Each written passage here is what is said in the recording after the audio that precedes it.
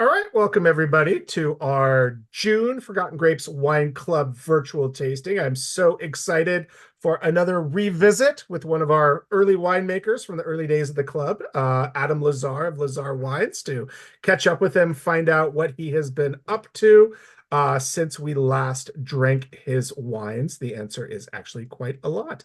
As always, we're going to be muting everybody during the conversation. But the chat is open, so go ahead. Not you, Adam. You're not. You're good. You get to Yes. talk. Sorry. But for the rest of you who aren't Adam, throw your comments into the chat. I will be reading them as they pop up. If you've got any questions for Adam, food pairings, comments, whatever it might be. Next month we're going to be featuring a fun winery. It won't be a revisit. It'll be a brand new winery called Arbuckle Ridge here in Paso Robles. Scott Saunders is the winemaker. He's actually a member of the Hearst family and works for Hearst Ranch Wines, but this is his own project.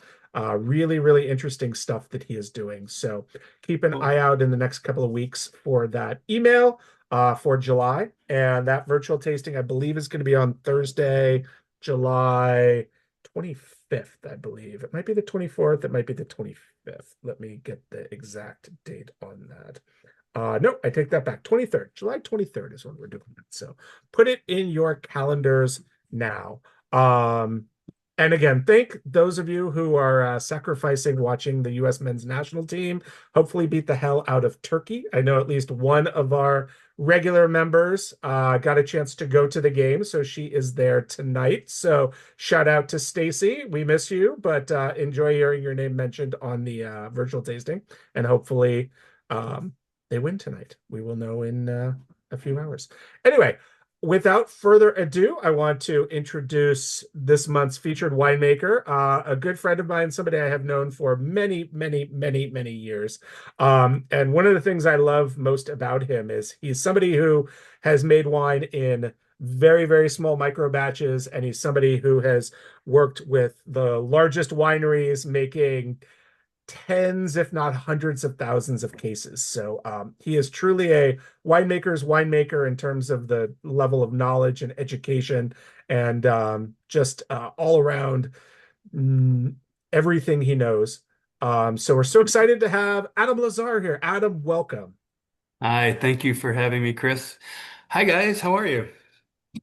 This They is are awesome. good. They're all muted. They can't say anything. If anyone has an idea of how I can open a little window though on my computer screen so I can watch the game and get distracted while I'm supposed to be talking about wine, that would be great. It's Oh, you, called that's the there you go. second Yeah. second screen is I'm the answer downloading right porn there. on my phone right now, so I Oh, can't well, watch there you this go. book Well, up.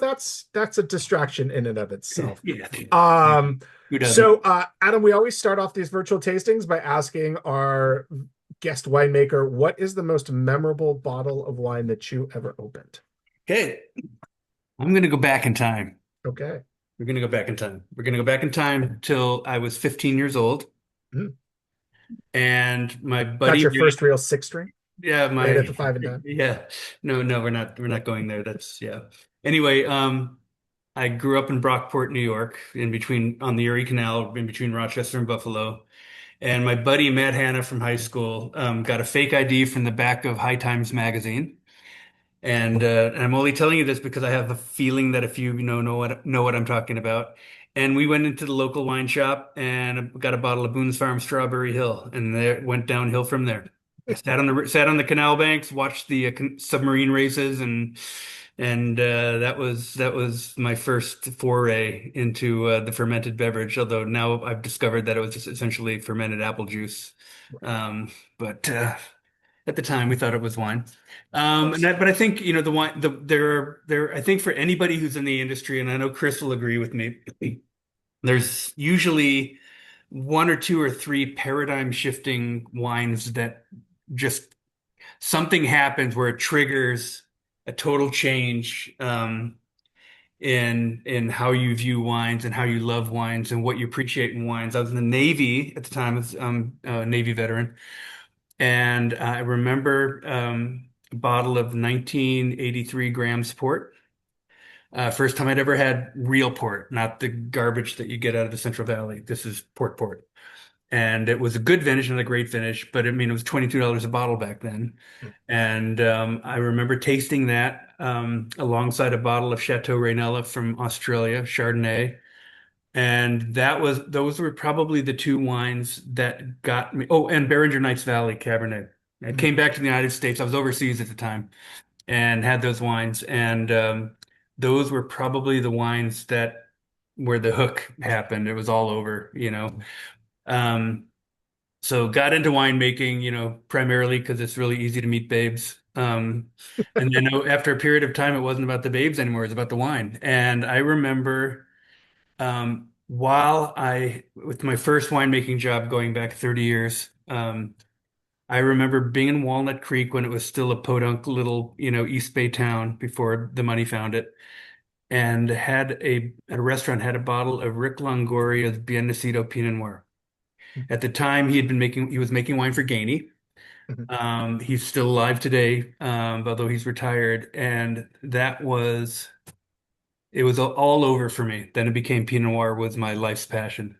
Ended up going to Hana Estates where I was became a vice president of winemaking, where I ended up ripping out close to 800 acres of cab and other garbage that shouldn't be growing up there and replanted to Pinot, all these different clones, stuff that I smuggled back from France, from Burgundy, from Grand Cru and Premier Cru vineyards.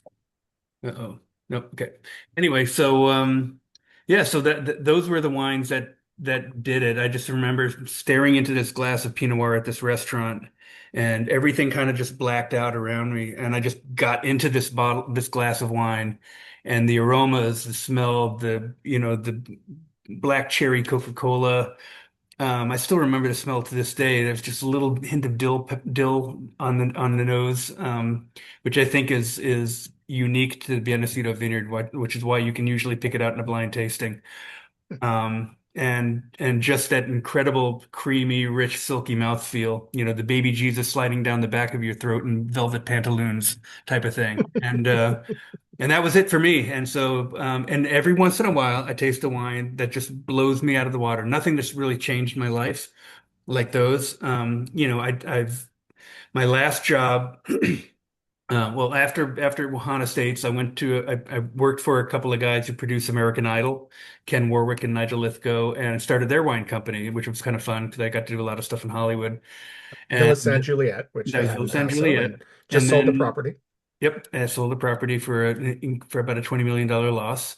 Yep. And went started a little startup called the Wine Hooligans up in Santa Rosa. There for 11 years before we had a hostile takeover. But we started with 1,200 cases and 5 employees, and I left at 1 million cases, 64 employees, and I created the Portlandia brand, which is a Pacific Northwest, very popular Pacific Northwest brand, Willamette Valley Pinot Noir, Washington State Reds. Cycles Gladiator, Naked Redhead on a Bicycle. That was something I started at Han. And we ended up buying it from Han and brought it to Wine Hooligans, and then Broadside, which is a very popular Paso Robles cab blend, and then a bunch of other stuff too. I was getting into alcohol removed wines. That was my real fun passion, was trying to figure out how to make something that with no alcohol taste like it had a lot of alcohol in it. And so and I figured it out right before the company got taken over, and I'm keeping that secret. They've been asking me, they've been pleading with me if I would share that information with a huge wine company, and I'm just like, no, No, I forgot it. I take that to forgot. your I grave. forgot Yeah, it. Yeah, exactly. taking that one to the grave. I'm I sorry. wrote it down on I'm this little sorry. piece of I'm paper. sorry. I didn't write it down. That's the problem. It's all up here. Yes, But good. I worked with a German biochemist to create some food additives that were completely legal to be used. Anything below 7% alcohol falls under the jurisdiction of the FDA, not the TTB. Right. And so we have to follow food laws. You know, you have the health warning statement. You don't have to have the what we call. I'm not going to do a bad humor, but we the calories and all that other stuff. And that was a lot of fun, I think, just trying to find out, because that's really where the wine industry has gone. It's gone to these lower alcohol wines, Mhm. red wines that you can chill, rosés are really popular, bubbles. Thank God Chris is in the bubble industry. Prosecco is probably one of the very few categories that's on the rise. And Yes, so, so having to pivot, a lot of wineries can't do that, and that's why there's a lot of them going out of business right now. And if exactly. you come to Paso Robles and if you ask somebody in the real estate, it's like, what winery in Paso Robles is for sale, and they'll tell you all of them. Yeah. So yeah, that's what's going on right now. Well, that used to be the old joke was that every winery in Paso was for sale. You just had to ask them how much. Now they're actually putting out the shingles, and you can go to realtors, and they will give you a Yeah, specific it's all the little amount. all the little So pocket listings. It's like it's there's three of public, them not private listed, these days. but they're all in there. So, Yeah, I anyways, just that's my story. I've ever since 2003 when I worked at Hahn, I had my own little brand. Nicky Hahn encouraged me to start Lazarre Wines, and he did that because he felt that I would be a better manager of his business if I knew how to run a business myself. If I had to manage my own business, it's one thing to go into the owner's office and ask for $500,000 for new barrels. It's another thing to break out your checkbook and write a check for a new barrel. And right. so, having that responsibility, and I've had the brand ever since. So no matter where I've worked, it's always been above board. I've had my own little brand. It's been everywhere from 1,200 cases to 200 cases every year. And the wines have done really, really well. I just got a really great score on the Wine Enthusiast. I've been told I can't mention what it is yet. It's not until August, but uh, one of the wines that you're going to try tonight. It just won Best of Show at the Central Coast Wine Competition, Best Well, Albarino at the LA International, Best of Class at the Monterey International. Um, and yeah, you just made my seg and transition for me, which is we're coming hot right out of the gate with your 2025 Albarino from the Edna Valley, which, as you mentioned, was named Best in Show at the Central Coast Wine Competition. So this, ladies and gentlemen, is the best wine on the Central Coast in the year of our Lord 2026. Congratulations, as somebody who had one of the first, second, or third runners up as the best sparkling wine of you had the 2026. best sparkling wine. I You had the won best sparkling wine, but 99 you had billion the points best or something. wine Yeah, total, which is yeah. so lots of accolades and awards happening here tonight. Yeah, But no, to be right here on the computer right now are two of the three best of show competitors for it's the true. competition. If we were to So get Enrique in here, that would have been number we'd have third. Yep, for red. exactly perfect. So yes, if you are drinking along with us tonight, we're going to start with the Albarino, move on to the Viognier, then the Merlot, then the Moshina. So enjoy the Albarino, but I want to talk a little bit. I do have to point out that your 2005 Cycles Gladiator Syrah Yeah. is one of my most memorable bottles that I ever had. It was the first wine that I truly became obsessed with to the point where I bought case after case after case of it. And when the local wine shop that I bought it from that introduced me to it ran out, I went to every other wine shop to get it and actually called up Hahn Estates at one point to ask Hmm. if they had any more. And I was devastated when it was no longer available, when it was completely sold out and I couldn't get any.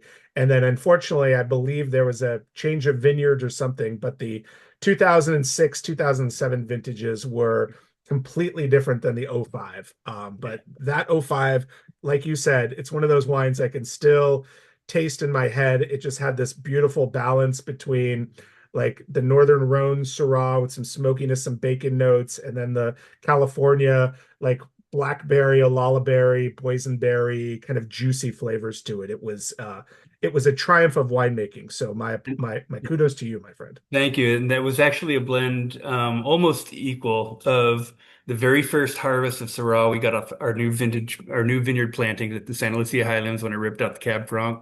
Yep. Syrah went in there, and I love Northern Rhone Syrahs because of that, Oh, exactly for what you're saying. And then it was a blend of the Big Red Vineyard here in Paso. oh, Dennis Collins, rest in peace. He used to be the general manager of Hope Family Wines at one point. okay. But he had a vineyard. He passed away from leukemia some years ago. It's now the parking lot of Vina Robles. Yeah. across the street, the dirt parking lot. Oh, yeah, yeah, yeah. Yeah. So, but yeah, that wine, by the way, just to if it helps validate your palate, won best of show, my second best of show at the LA International out of 3,000 wines.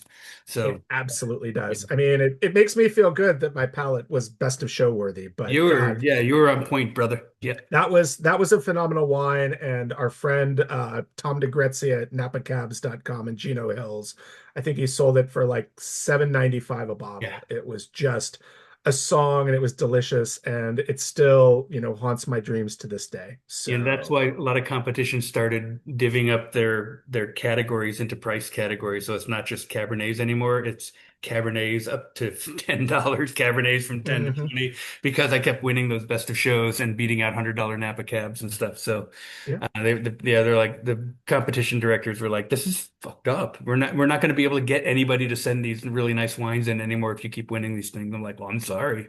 Yeah. Not my, no es mi culpa. So, But I want to talk a little bit about your transition from the Navy into the world of winemaking, because that's, like you said, you grew up in New York, then joined the right. Navy. So I Mhm. imagine, wine and winemaking was kind of the absolute last thing on your mind. So what, Yeah. other than, chasing babes, what was it that like spurred you? Was there somebody who inspired you? Was there like an opening? Like, how did you get involved in the wine industry coming out of the Navy? Yeah, well, I'm pretty sure there's nothing else than chasing babes. But to answer your question, you know what? I had no, it was never on my radar, and I had been an aerospace engineering major at University of Buffalo. I dropped out of college when I discovered marijuana, and then joined a hard rock band and played in New York for a couple of years, and then realized that I was and then ended up moving back into my parents' basement. I realized I was much smarter than that. And so I dragged my ass. At the time, Rochester, New York was in a complete recession. Mhm. Kodak was collapsed. Bausch and Lomb left. Xerox left. And there were no jobs. And so I felt the easiest way to get out, and I needed some discipline, was to join the military. And I got into electronics, and that's what I did. I actually windsurfed my way through the Gulf War overseas on a little Indian Ocean island where we launched all the B-52 bombers. Ran the airfield electronics for that. But while I was over there, um, I had a book called Windows in the World by Kevin Zraly, Mm. Yep. who was the sommelier at Windows in the World, the restaurant at the top of the Trade Center. Yes. And his book actually is probably what most industry people consider maybe the most influential book of all times. Windows on the World wine Yeah. book. I still have a copy of it here It's somewhere. either him or Jansen Robinson's Wine Yeah, Encyclopedia. yeah, Those are no, kind of that one one. and two But for me. his is Yeah. his one. His just kind of dives deep into what German labels mean, and then they gives you examples of different wines that are easily accessible. It's not like a book, and then they talk about Chateau de Chem, which you'll never, ever, ever taste or afford. These are wines that are, Kenwood or Los Alamos, or something really easy to a Louis Jadot, Yeah. something easy to, and then he takes you through in the book on how to taste them, and and so I was flying back and forth every month to Singapore from Diego Garcia, the air ops boss, the commander in charge of the airfield, liked Rolex watches. He liked collecting fake Rolex watches. And so he would show me a picture in a catalog of what he wanted. I would fly to Singapore. I'd have a guy over there that would find one for me or have one manufactured over the weekend, and I'd bring it back to him. And while I was there, I was buying wines at an English market there, and from Always the all over English. the world. And I would bring them back, and that was illegal to bring alcohol onto the island. But I played soccer. I refereed all of the British special forces that were and Royal Marines that were the uh, The pilots airport or inspectors, yeah. and yeah. So I was able to get things through, bribe them. I bring them Guinness because they couldn't get Guinness, and that's the water of life for a Brit, right? And so Mhm. I'd bring cases of Guinness, and they'd be like, "Well, Petty Officer Lazarre, what do you have to declare?" I said, "I declare you've got box 5, 6, and 7." And they're like, "Okay, you're on it." So that I would bring back wines, and we'd have wine tastings, and like I said, came over to the United States on leave during the war. I was able to take a couple weeks And I went to a couple of the universities that offered winemaking at the time, Fresno and Davis, and discovered that I thought Fresno was a better fit for me because I was an older student. Actually, winemaking, they're all older students. No one picks winemaking at 17 years old that they're going to go into Right. unless your family's involved in it. Um, Which we have had some of those folks on our yeah, and it's feature usually a before. third career or fourth career. There are Air Force pilots that are making wine, and we have them here in Paso Robles. There are Oh, architects, lawyers. There are people, I I always wanted Teresa to write a book, which was The Secret Lives of Paso Winemakers, basically what they did before they, because yeah, we have B movie actors, we have, uh, children's television actresses, we have lawyers, doctors, no Indian chiefs as far as I know, but everything in between. the night is still young. Yeah, that's true. Yeah. So that anyway, so that really it happened pretty quickly. It was about over a 6 month period, and then I realized I coming out of Diego Garcia, I was offered any duty station in the world is considered RDSC duty, like being like going to Antarctica or Harold E. Holt in Australia, which is in the middle of the fucking outback, like hundreds of miles from anything but the desert. I So would go with like Bora Bora yeah, or, so they offered me like embassy duty in Denmark. You grow your hair long, wear your earrings, and because they don't want anyone to know you're in the military. But I just said, you know what? Screw that. I'm going to college. I'm going to get my degree in enology. I knew nothing about winemaking. And I got to the school, and I literally my first day at Fresno State, the professor Ken Fugelsang said, "Here's 3 tons of French Colombard. You got any questions? Ask us." And that was it. Here you go. And that's what I loved about the Fresno program. There was none of this, a lot of tons. There's a lot of research and a lot of it was less theory, theory but it and was more all practical, it yeah, sounds like. Yeah. practical. It's like here's how to fix a forklift. Here's how to change out the impeller of a pump. Here's how to clean tanks. Here's how to Hmm. do a lot of this stuff. And I've never looked back. Every day in my 30-year career, I learned something new, and I love it even more. And I never thought I would have a career where I couldn't imagine doing anything. I mean, could be selling cocaine somewhere or something and make a lot of money, but Or cars. Let's go yeah, with cars. Yeah. yeah.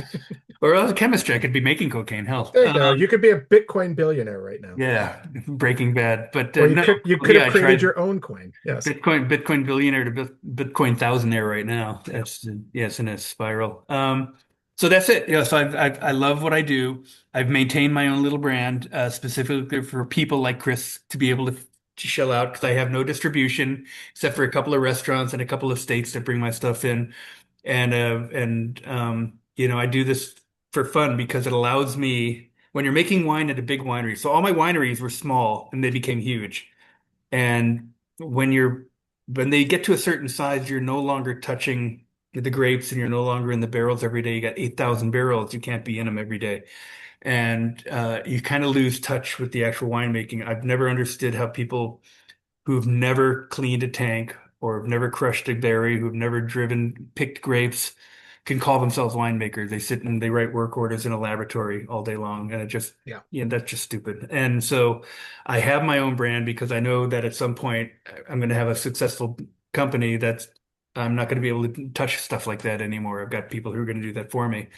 And that's just how it is. So I pick my own grapes, the stuff that you're tasting, everything I was involved in picking, driving the grapes to the winery, crushing them through the middle of the night, doing the yeast, fixing the crusher destemmer, when it breaks down, with rubber bands and scotch tape and chewing gum and whatever it takes to keep the thing running, and a lot of small lot hands-on punch downs and all that stuff. Get big shoulders.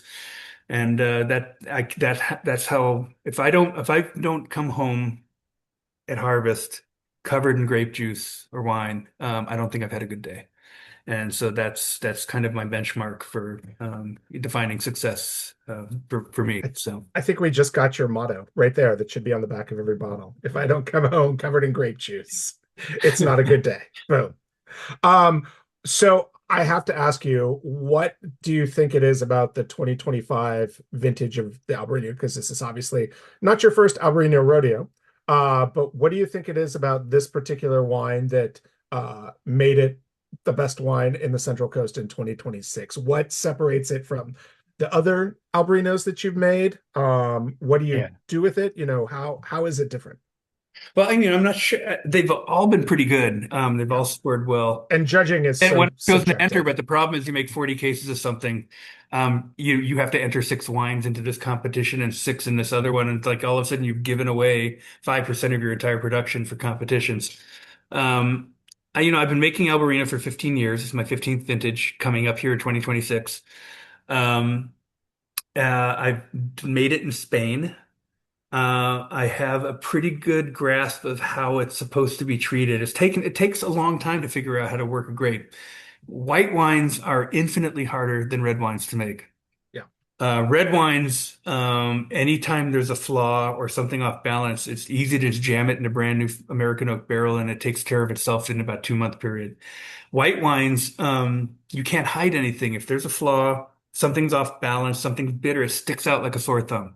There's no hiding it. So I think, really the measure of a great winemaker is someone who can make a great bottle of white wine, as opposed to actually someone who can make a great bottle of Chardonnay. I was going Uh, to say rosé. They say yeah. rosé is even more difficult than white wine. Rosé is extremely difficult to make correctly because you have to take a red grape and make it into a white wine. And there's a lot of bad rosés as evidenced by all the bad rosés out there. Yeah. Yeah, I mean, they have it, they figured it out in Provence. They know how to make them correctly. And there's a lot of science actually and other steps that we don't do over here that they do. Um, But I think I waited for several years to be able to access the fruit off of the Jack Ranch, which I think it's the oldest commercial Albarino vineyard in the Western Hemisphere still producing Albarino. Hmm. The first vineyard was in Virginia, that got pulled out. The second was in Napa, that got pulled out. Brian Babcock brought some in and planted amongst his Viognier. It's kind of field blended in about 2 years before this vineyard got planted. And it has all the peach and stone fruit that I like from like the Grand Bazan, like some of the great Albarinos from Rio Spicious, the expensive ones, the ones that are actually really difficult to afford. But it also has a lot of citrus notes too. So it straddles that high tone aromatic, high acid Albarinos you see close to the coast of Spain or inland in Edna Valley, and the big peachy, full lush, fruit-driven wines that you find closer towards like Bierzo in Galicia. And Right. so I think the balance, just trying to figure out. So I ferment this, and this one was actually, I'm not sure what the label says, but this is actually, yeah, it was 100% stainless steel. I had been doing it half barrel, half stainless steel. I think for this vineyard, because that the fruit is there's so much stone fruit and lushness, you don't want to overdo it, which you can do easily in barrel. You barrel ferment and Sir Lee's aging. So I do it in stainless to retain the acidity. So 2025, there was so much acid in these grapes. It was time to pick. I mean, the leaves were Oh, falling off the vine. There was no more ripening. But the acid was 1-0 US, by the way, if you're following after 3 minutes. all right. Oh, Yeah. oopsie, oopsie. Shh. But so I actually had to remove about 1.5 grams per liter of acid while it was still juice. Otherwise, it would have peeled the enamel off your teeth. Yeah. I saw the numbers. I tasted the juice. I'm like, this is going to be a painful wine to drink if I don't make amendments and make the changes ahead of time. And so we did. I work with Leon Tackett from Tackett Family Vineyards. We make wines together. We share a winery, and that was the approach we decided to take for this. And so we another thing we did different is that I fermented it. This is an experiment. You can do this when you're not making 50,000 cases for Albertsons. You can experiment on your own. And so instead of the typical 1 month fermentation that I did, which is a slow, cool fermentation, I did 2 months. And it was just literally 0.5% of sugar a day, just barely, you can see it barely perking on the top of the tank. You see little bubbles and sprinkles. And doing that retained a lot more of the fruit, a lot more of the aromatics that would normally blow off at a higher temperature.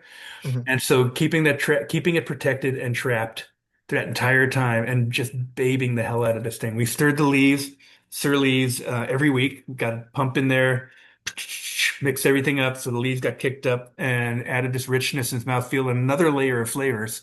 And so it became a much more complex wine than we've ever. And I remember Liam and I looking at each other when we put this in the bottle. He splits the wine with me and he puts it under his, which sold out immediately. Um, and we just like dude, this is like the fucking best Albarino either one of us have ever been involved in. He's like, Yeah. we got to get more fruit next year. I'm like, I don't know. I can try. But the buyer for the entire Albertsons chain, Phil Markert, called me up immediately after he was a judge at the competition. Called me Yes, immediately. he Said, was. I want this in Albertsons, all of them. I'm like, you can have everything I made, 24 cases. It's like, Except good luck with except it. Yeah. for what we got. Yeah, so yeah, it's gonna go into probably three pavilions down in San Diego and LA and stuff. Yeah. It'll And the probably one be in Newport Beach. Yeah. yeah, and so I think it's there's a huge learning curve when you're working with a fruit, particularly a white wine. You can taste red grapes on the vine and know exactly what it's going to finish like. It tastes like I've gotten to that point where I can taste the finished wine in the grape. But with whites, there's a lot of experimentation and a lot of things. And it just takes, you get one vintage, did a good job, then it goes in the bottle and you think, what could I do better this next year? Right. And that's the approach I take in every single year because I don't like anything I ever bottle. I'm my own biggest critic. I don't like any of my wines, and that drives me to make them better and better and better each year. And so there's this constant learning process. And again, with a grape like Albarino, which is very vintage sensitive, very fastidious, you have to be able to make decisions on the fly. Once the grapes come into the winery, you press off the juice, you taste the juice, and you have a hundred decisions to make. At that Yeah. one point, you've got literally 2.5 hours to get everything right. And so that's I think after 30 years, I'm starting to figure out how to make wine now. Yeah. So. Give it another 20 years and you may just have it. I hope so. Yeah, I'd like to make a really good bottle of wine I'm happy with. But I actually am happy with this one. I think this is probably one of the best wines I've ever made. So I'm excited about it. I mean, that's the thing you hear about artists is they're never truly satisfied with their work. And even if they get it out there and present it, if they ever revisit it, it's always like, oh, I missed this brushstroke, or I should Yeah. have changed this chapter in the book, or oh, I could have changed this, the bridge should have been this way with this key and whatnot. So it's always about evolving and changing and Well, whatnot. people won't necessarily remember your best bottle of wine. They'll remember your worst bottle of wine. You have to, you're only as good as your worst bottle of wine. So you have to Absolutely. constantly be, working on making sure that never happens.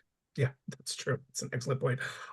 Yeah, the complexity in this is, I think, what I find so stunning about it. And you're right. I mean, your expectation with Albarino is, lemon, lemon, lemon, citrus, citrus, citrus. But there's that undercurrent of stone fruit, of apricots, of Yeah. nectarines, and it adds such a layer of complexity to this wine. And you get some steeliness. It's not necessarily that like Rias-Baixas minerality that's so prevalent in them, but there's a leanness to this wine that definitely harkens back to Spain. Yeah, I got feedback from one of the judges, Tracy Dutton, who's been the wine director of the CIA for 25 years. Yeah, And she called me right after the competition, driving back to Napa, and she just said, I tasted she this didn't one. call me. It's a huge Albarino. Oh, yeah, I'm sure, I bet she called, yeah. But she No, called me and just said, from her time in Spain, this is the only time she's ever had an Albarino ever from the United States that reminded her of the great Albarinos from Spain, from Rias well, Baixas. So I thought that was like the most incredible compliment I could. that's your pull quote when promoting this wine, but you have Well, nothing to promote at this point. So so, yeah, nice. make it taste like the That's original. nice. We always love to ask our winemakers food pairings with this one, and even our resident foodies here are having some. It's so complex that they're having some trouble finding some food pairings with this one. So what would you recommend? Well, I think in the case of this wine that is reminiscent, I won't say it's exactly like, but pretty close to where it comes, where the grape originated from up in Galicia, northwestern Spain. Yeah, you have to understand that in old world countries, they've had 1,000 years to learn how to what pairs best with their wine. Right. So you have to go with the local cuisine there. Now we don't have baby eels, anguillas, which would probably be my I go-to. mean, we do. We just don't commonly eat them here. We don't want to, they go bad pretty quickly. Right. But I think a lot of whitefish, Oh, fleshy yeah. whitefish, oily whitefish, Yeah. would be Sardines, really, really good. Yeah, I mean, anchovies. out there it would be sea bream. Out here it might be cod, or rockfish, Mm-hmm. or something like that. Yeah. On a very light risotto or something like that. But it's got to be, I think because it's got the acid in it, it'll cut through the oils and the fats of whatever you're going to serve with it. So I would pair something, like I said, like I said, some type of cod. If it's in season, even I don't know. Shit, I mean, just going through. I was just over at Pier 46, our Mhm. local fish market, Yep. earlier today, and they've got monkfish, things like that would be Oh, fantastic yeah. with this wine. No, So, monkfish would be delicious with this. To me, like when I tasted it, the first thing that sprang to mind, and I don't know why, is a hard but pungent Swiss cheese, like an Emmentaler or a Gruyere, like something that has a little bit of bite, a little saltiness, a little nuttiness. But there's, okay. to me, this wine with just a little bit of that like nuttiness would be amazing. 1-1 Turkey US right now. Turkey just scored. Ooh, So, yep, exactly. make it a game and don't want to have them walk all Exactly. over. Yeah. Perfect. But yeah, that for some reason I want that like salty, nutty note with this. I don't know why, but it's not like a like oysters would be beautiful with this, but it doesn't have that like blazing acidity that you No. normally think of like with an oyster wine. So No, I think I a love your Prosecco whitefish would be. call. I think Paso Secco would be a fantastic wine with oysters. Yes, You that's why want we do something bubble check. Exactly. razor sharp that Oh, just cleanses the palate in between. or razor clams, which is another great option. Yeah. But yes, exactly. No, this is a beautiful example. And I mean, it's so nice. I know getting a white wine to be voted best in show is always a challenge at wine competition because the judges do tend to be so red driven, red oriented, They're especially not. Yeah. the buyers because I mean I love the buyers, but one of the funniest things I remember was when I was judging at the competition, Phil and there was another buyer there from I can't remember what it was, but they were just like their whole thing was like, yeah, I can sell this. So, I'm gonna give it a gold medal because I can sell this wine. Like that was their big crux for judging, which was interesting. So no, it's a stunning wine and definitely deserved of all the accolades that you made. And I'm now at this point, we're fascinated to find out what you do with the sequel. How does the 2026 compare? That's kind of the fun is, with the accolades for this one, it's sold out, but I think it's going to help you with the next one where people are going to be anticipating everything you've got. Patty and David say the aromatics of both of the whites are wonderful. They could sniff the wines all night, and that is a great transition into the Santa Maria Valley Viognier, and you gave a little bit of a foreshadow on this one because it is from the Bien Nacido Vineyard down in Santa Maria Valley area. And I don't think you mentioned this, but this is the last of its kind. This is the last Viognier that will ever come from that particular vineyard. Tell us more about that. Yeah. So, and I'm glad Patty and David mentioned about the aromatics because I work so hard on preserving aromatics, and whites are way more delicate than reds. In fact, yeah, I mean, a lot of reds just come from the wood. So I work very, very hard to make sure they preserve these and respect the grapes that come in. Um, I believe back in 2004, the best white wine up until a couple of years ago that I've ever made was a Viognier that I made for the Han Estates Wine Club Mhm. when I was at Han, and I brought in a couple of tons of Nacido Viognier. And I just remember it. I've made Viognier from all over the state before, and what I don't like about it is it tends to be very cloying. It tends to be have a really high pH. It's fat. It's not acidic. It's almost sweet and tastes muscatty.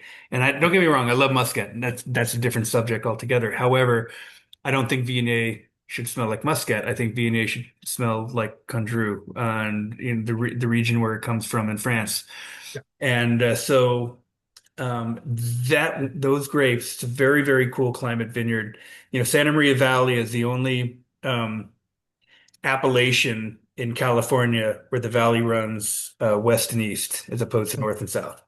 And so when it heats up on the east end of the valley where they grow Cab and Zinfandel, draws in all this cold air off of the ocean across Vandenberg Air Force Base and Lompoc, and then over through Santa Maria and strawberries, artichokes, and grapevines. And You can see the vine shutting down at 2 or 3 o'clock in the afternoon when the wind comes in, like Monterey.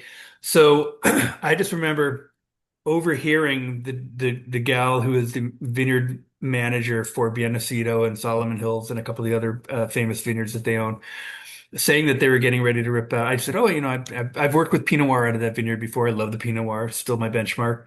But yeah, I'd love to get some more of the Viognier. It's been 20 years." And she's like, "We're pulling it out this year." Mm, They had 3.5 acres. They're pulling it out. heartbreaking. It was they just weren't getting much of a crop. Yeah, And winemakers aren't willing to pay the $3,500 a ton that it costs them to farm it. right. Um, they were buying it. The ones that were buying it to co-ferment with their Syrah.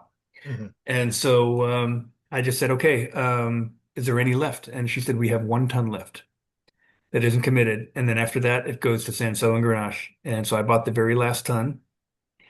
And I swear to God, we babied this to every single fucking berry when it came into the winery. We didn't want to screw this one up. And so we fermented it again, very, very cold. We did a 2 month ferment on it. And any money that I would have made off, any profits I would have made off of this wine, I completely blew by buying bottles of Condrieu and bringing them to the winery and tasting them with Leon and say, how do we got to match this? We got to do this. We got to do Yeah. this. And so that was the goal, was to make as close to a French Condrieu style Viognier. And Leon, again, he sold out like immediately. I have 2 cases left in my garage, and that's it. And I love this wine. There's a little hint of bitterness on the finish, a little phenolic component because the skins are thick on Yep. Viognier, and I could have removed that. But I chose not to because the technique to take it out is a fining agent that also strips other things out. And I just, you know what, I'm going to leave it a little phenolic and a little angular, and screw it. The nose on this is absolutely brilliant, and that's what this wine is all about: is the nose, the smell of it, and the texture. So Yeah. yeah, Patty and David agree. They say this is a wonderful wine. For those that aren't familiar with Condrieu, take sorry. us through some of the, no, that's okay. Take us through some of the benchmarks of Condrieu. Of course, Condrieu is located in the Northern Rhone. Yeah. It's a Viognier only appellation, very, very small, and actually saved the Viognier grape because back in the 50s and 60s, really the only Viognier in the world was in Condrieu. It got so low, was pulled out Yeah. and whatnot, that I think there was one point there was like 30 hectares of the grape in total.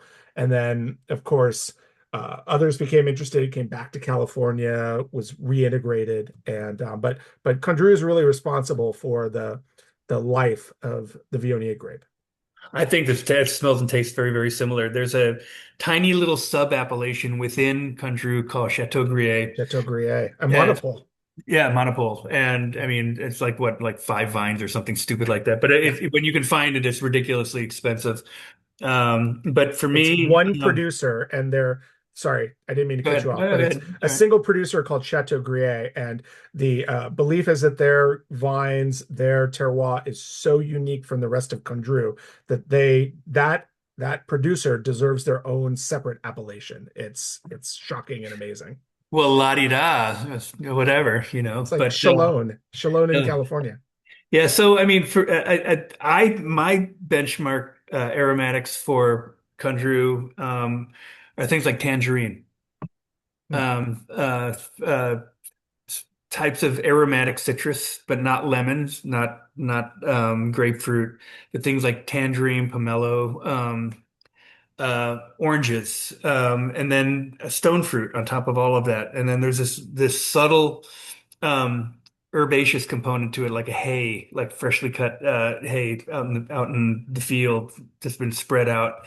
And so it's just a combination of these weird aromatics that I think is what makes this unique. And again, the grape, because of this fact that the skins are thick and it picks up a phenolic component to it, it's very lush and it's very mouth-filling and it's very rich. And there's no sugar in this. I get people tell me all the time, "Oh, how much sugar did you add to this?" Like, it's fucking dry, completely bone dry. It's just the texture of this particular grape. And it's what I think is there's not a whole lot of foods you can pair with it because I mean, I popcorn, fried chicken. But Well, that's the thing about Viognier is it's one of those grapes that has such a small sweet spot for it, yeah, where if you're picking it too early, you're losing the aromatics, the acids are way too high, yeah, but then it can race out of that sweet spot. And like you said, the acids drop, the sugars rise, the alcohol rises, and it can get into these fat. Muscat is a great comparison for those. I yeah, never really thought about that, but like that sort of oily, rich, cloying, just fat Viogniers that are prominent on the east side of Paso. And there are a group of people, I live with one, who absolutely adore Viogniers in that way, shape, and form. But yeah. you're right, it's not what Viognier was intended. Yeah, like I said, if I want something that smells and tastes like that, I'd get a Navarro Muscat or something like that, you know. Yeah, So nice. No, this one is beautiful. I mean, do you have any plans to work with Viognier from other vineyards, or is it pretty much like that's that, hands clap, I've time to never move on to tasted something another else? Viognier out of California that smelled and tasted like that. I would imagine I know that there's some Viognier been grown in the Umpqua Valley and the southern Willamette. Hmm. And I think up in there's a Red Hills of Douglas County is a tiny appellation in between the two. Then I've actually Okay. worked with fruit up there. It's like Riojas, red soil. Right. And they have some Viognier, and I think I would kind of like to play with that at some point. But and I haven't been privy to anything. I haven't tasted anything that compares to this one vineyard. And again, it was just this one sweet spot where the acid and the sugar and the aromatics all hit at the same time. And you don't ever find that anywhere else in California that I'm aware of. That I'm aware of. So I haven't tasted all of them, but I've tasted a lot of them. Yeah. We talked a little bit about, and you mentioned, the being Nacido really known for their Pinot Noir. What, like, was there a specific Burgundy or a Pinot Noir wine that kind of lit the fuse for you for that obsession for Pinot, or what drove you into, and I know you still make Pinot out of the Lazarre label, smaller Yeah. amounts, but what kind of led to that passion for Pinot? Well, there was a that mentioned before the Rick Longoria's wine. Yeah. When I tasted up in Walnut Creek, that was my first exposure. But then I started tasting Aubin Clement, Mm. and I started tasting Costa Brown, William Sellium. For my first wife, our wedding night wine was a bottle of 1992 Farrington Vineyard. It's from Anderson Valley Pinot Noir from William Sellium, and I remember that. Not because it was, this is horrible to say, but I didn't remember the wedding night, but I remember that wine. And uh, That's why she's your first wife. no, she was lovely. I wasn't a mature guy. But yeah, What do you mean it wasn't was, a mature guy? it was a special wine. And I've had a chance to I was up at the Pigs and Pinot up in Sonoma a couple months ago where I had a chance to talk to the winemaker for William Sellium now, and he's doing a brilliant job. You know, they make like 30 or 40 different Pinots. And Farrington Vineyard, he just quietly, he's like, we don't, this is kind of a wine club only wine. He goes, but I can't say this out loud, but Farrington Vineyard is still my favorite vineyard that I work with. And they work with Sonoma Coast and Dutton Ranch Mm. and Bakajuka or whatever the hell they're called, and Yeah. Hyde Vineyard and all these, Treehouse Vineyard, which is like $17,000 a ton fruit. Right. But it's pretty special stuff. So, getting a good bottle of Pinot Noir in your mouth can change if you're in the industry can change everything. So Oh, absolutely. It's the heartbreak grape, as they call it, the one that's the so most difficult to grow until you grow Nebbiolo. yeah, I grew up Nebbiolo. Yeah, Nebbiolo kind of sucks. But I have in barrel right now. I have 4 barrels of Rancho Real Block 29 Clone 828 Pinot Noir. This is the Pinot that made Sideways famous, the hitching post. Oh, yeah. They stopped working with the fruit. They cut back like everybody. They cut back on Pinot, and I jumped in on their contract this last year, and it is unreal. And I can't. I'm going to bottle it in August and probably not release it until this time next year for your next wine club. So Nice.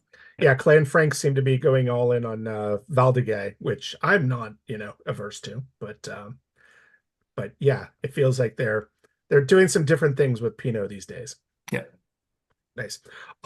Let's talk food pairings with this one. I mean, a wine, obviously, similar to the Viognier with its complexity, can be enjoyed on its own, just Yeah. beautiful, magical, like lots of different layers to this one. But food wise, what would you pair Viognier? Always a difficult grape to pair with. You kind of mentioned, you know, throwing a few things like fried chicken out there and just kind of a I wasn't hodgepodge. lying. I wasn't lying. I think fried chicken is actually, Yeah. and especially when you do it yourself and do all of the spices and stuff, Hmm. um, or fried fish. I think it's got to have something, again, there's something oily that it requires. Yeah. Um, I think I've had this wine. Every year I make a lobster mac and cheese Ooh. casserole that has five Yep. different types of cheeses on it. Havarti, Gruyere, Gouda, you name it, everything in it, and fresh lobster meat. And I've had that wine with my lobster mac and cheese, which is like you can feel your arteries hardening with every bite. I mean, it's just That's, I 8,000 mean, calories. lobster mac and It cheese, it's lasts a there in month. the title. Right. Yeah, yeah, but I mean, well, the mac and cheese too. You cook it and then you mix everything together. I even tossed in some of that gnarly craft bottle stuff Oh, in there just to make it, because I have a daughter and she loves that stuff. So that seems blasphemous for um, lobster mac and cheese. yeah, and then you bake it and with panko crust on top of it and Yeah. paprika. It's like, oh. So I've had that with that, and I can attest to that it actually works. But it is in itself, meal, and there's you can't eat for 3 more days after that. Actually, now that you say that, like I'm thinking not just lobster mac and cheese, although that would be delicious, but like a lobster roll would be great. Like that creaminess of the Yeah, mayo with a little bit of that acid bite. Like, yeah, I can definitely see that as a pairing. So basically, lobster in this wine is the way to go. I think so. Is the backyard still doing lobster rolls? Don't think they are, unfortunately. I think they switched chefs and Okay, they're not doing. there's someone from New England, but Every now and then they have those Brothers Lobster food trucks that show right. up in the county. So that's the time to take this bottle out to the food truck when it's hitting and go get your lobster roll Is on. everybody here not from this area? Yeah, everybody here is, let's see, we've got Ventura, we've got Riverside, we've got Claremont, we've got Rancho Cucamonga, and a few other places. So yeah, Claremont's great. That's my favorite pizza place there. It's out there, pizza and such.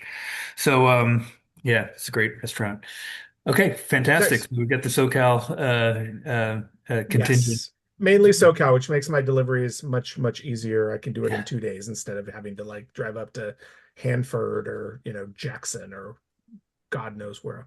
But cool. Let's move on to the Reds then. And I will admit that your Merlot was the first time I ever learned of Lazarre Wines, thanks to our, at the time, mutual friend. I don't know how we feel about him now, but David Wilson, who had Love David. Bless his grape heart. encounters. I I know, talk to no, him every week. he's a great guy. Oh, do you still? I do. I talk to him. His health isn't the best, but he's been living in Italy.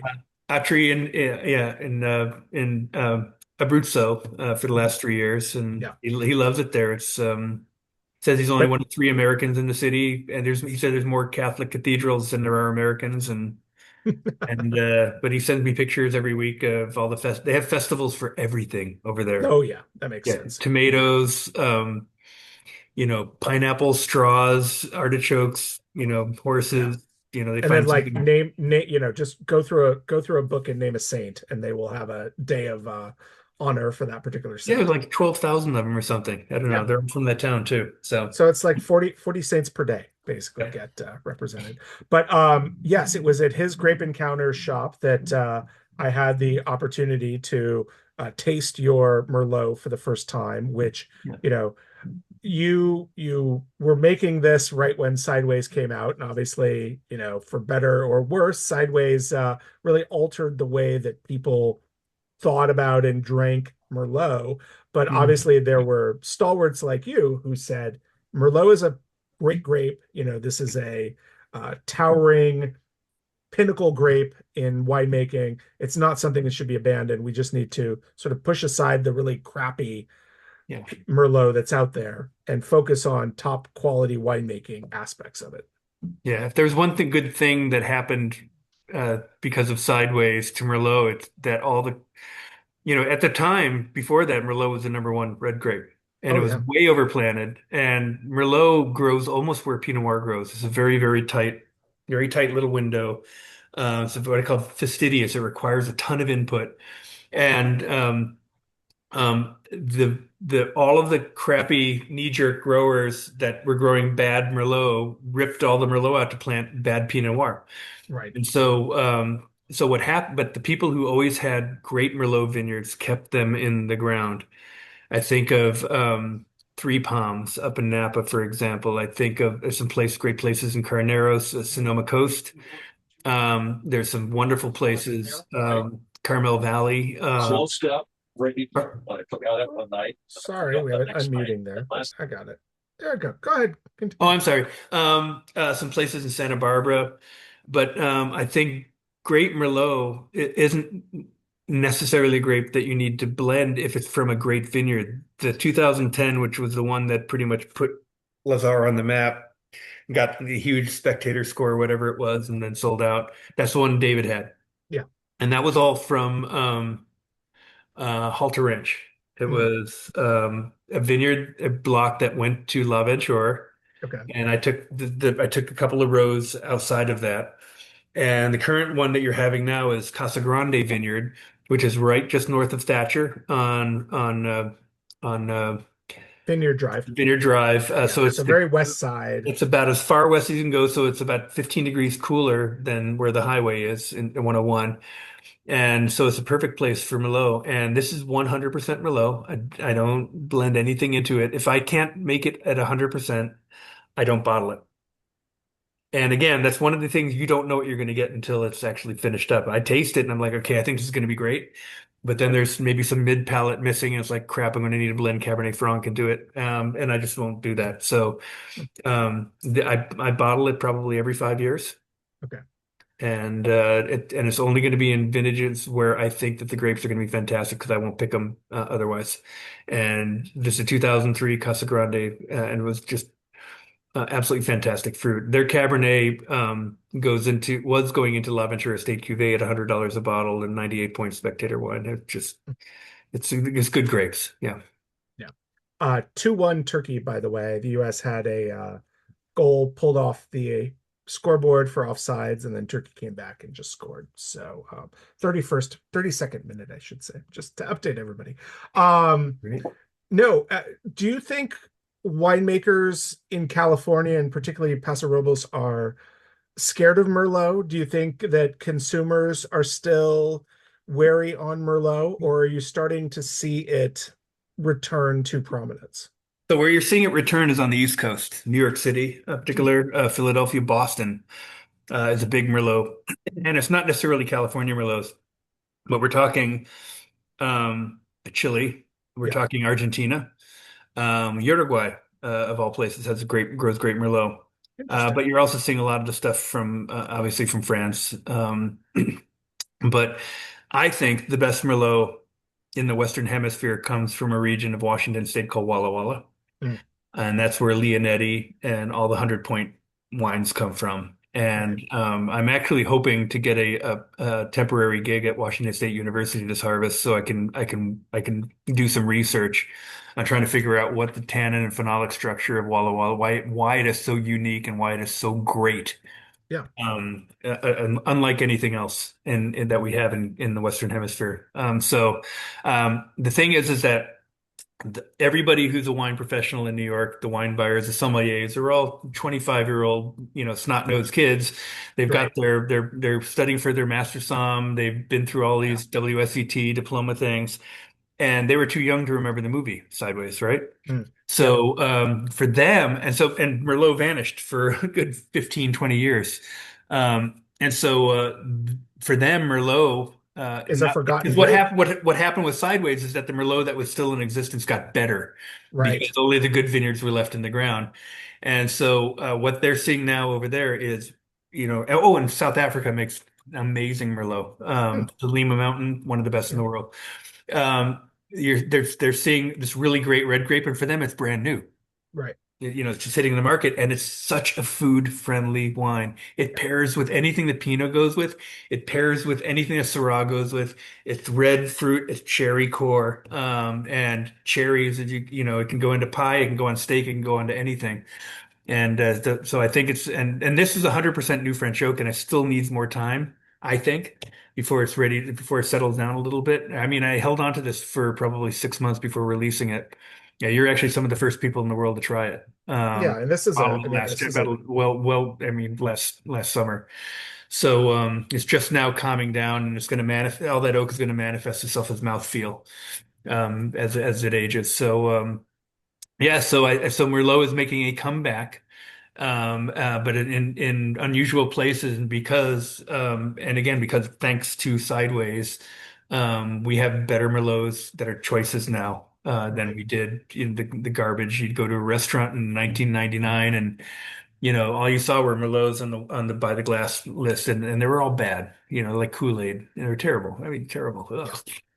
No, So I sort of knew Merlot. I personally knew Merlot had kind of hit its max peak and was on a downward trend when you would go to convention centers and any sort of conference or event, and the choices for wine would be, Chardonnay on the white side or Pinot Grigio, and then Merlot on the red side. It's that was like, it. That was yeah. it. You couldn't find Pinot Noir because Pinot Noir didn't exist. I No, mean, no, and they couldn't. It meant that the convention centers, which operate on the lowest margin possible or the highest margin possible, yeah. finding the lowest cost wine, couldn't find a cab or a Pinot or a red blend that had the cost basis of a Merlot at that point. So Well, I'm very happy with this Merlot.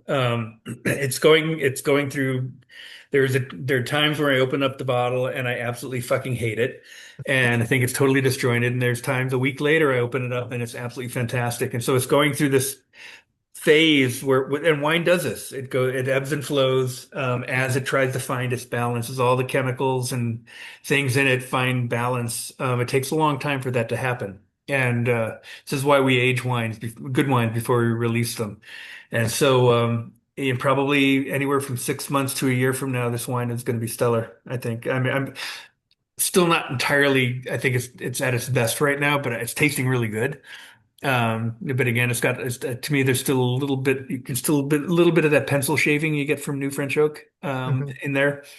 So once that dies down, it's just going to be big and rich. But if you have a bottle, you've opened it tonight, leave it open tonight. Pop the cork in tomorrow. It's going to be way better. I promise you. It's going to be have it for breakfast. It's going to be way better. Put it on your oatmeal, your porridge. Yeah, your There you go. Irish. Do steak and eggs tomorrow with the Merlot. Nice.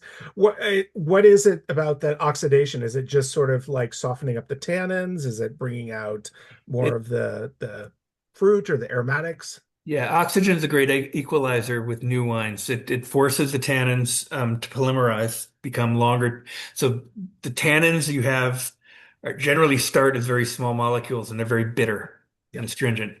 And over time, they start to link into these long little centipede-like chains, and you start to taste them farther and farther back on your tongue until they become what we call melting tannins, almost like milk chocolate or bittersweet chocolate in the back of the palate.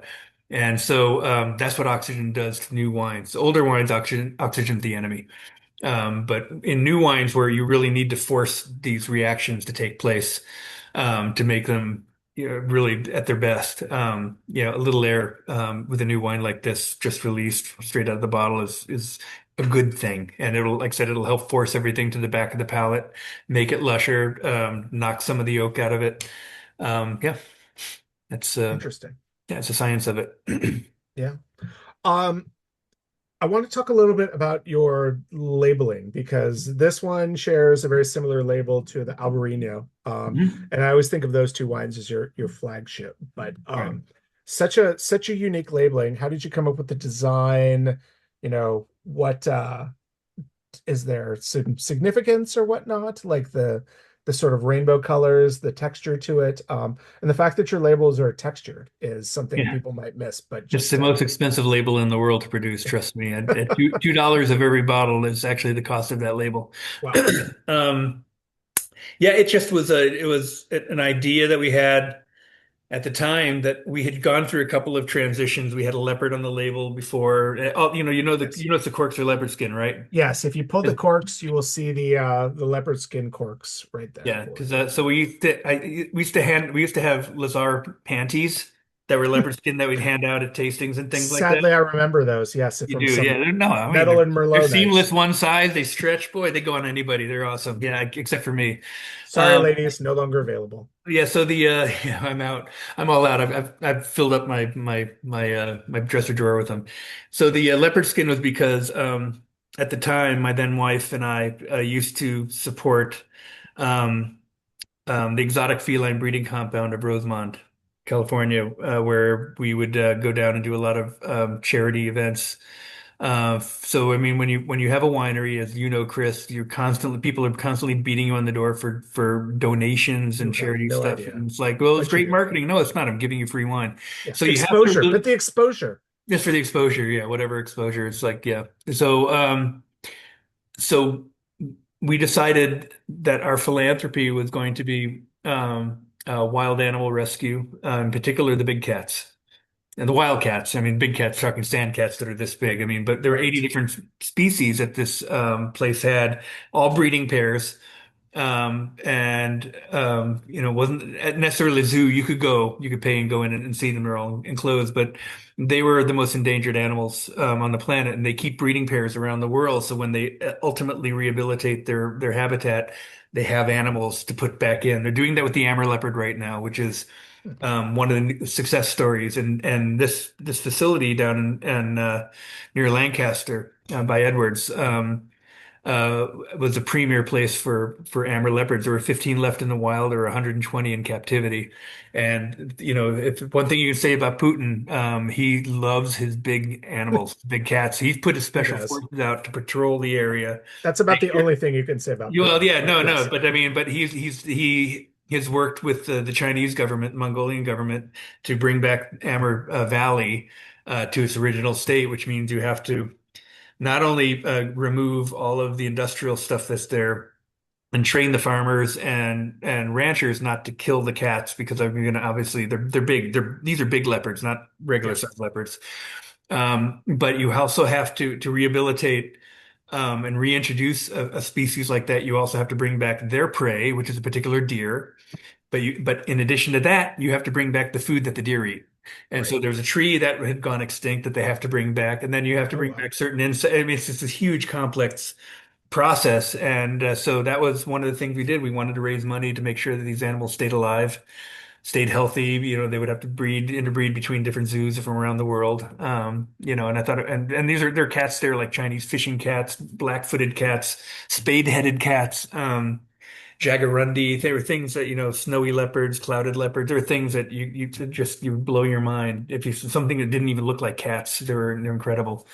But that was our philanthropy, and so that's where the leopard skin cork and leopard skin screw cap in this case came from. yeah. So Yep. you were raising money for Putin, basically, is what you're saying. Well, I'm raising money for the kitties. Yeah. I'm kidding. I'm kidding.